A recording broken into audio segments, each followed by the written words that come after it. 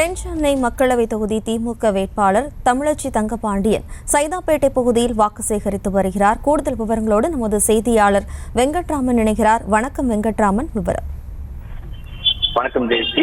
தென் சென்னை திமுக வேட்பாளர் தமிழச்சி தங்கபாண்டியன் சைதாப்பேட்டை பகுதியில் தற்பொழுது தீவிரமாக வாக்கு சேகரித்து வருகிறார். தற்பொழுது அவர் கூட்டணி கட்சி நிர்வாகிகள் மற்றும் திமுகவினர் இந்த வாக்கு சேகரிப்பில் பங்கேற்றிருக்கிறாங்க.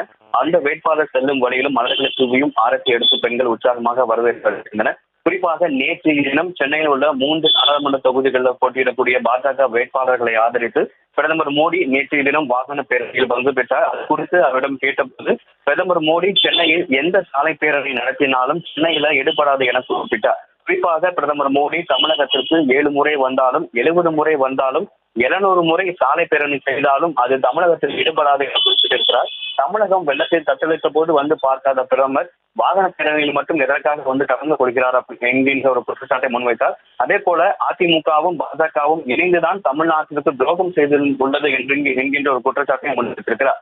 திமுகவை பொறுத்த வரைக்கும் கடந்த 5 ஆண்டுகள்ல தென் சென்னைக்கு பல்வேறு நடைபெற்ற உதவிகளை செய்திருப்பதாக சுட்டிக்காட்டி அவர் தற்பொழுது சைதாப்பேட்டை பகுதிகளில் தீவிர வாக்கு சேகரிப்பில் ஈடுபட்டு வருகிறார். ஜெயஸ்ரீ,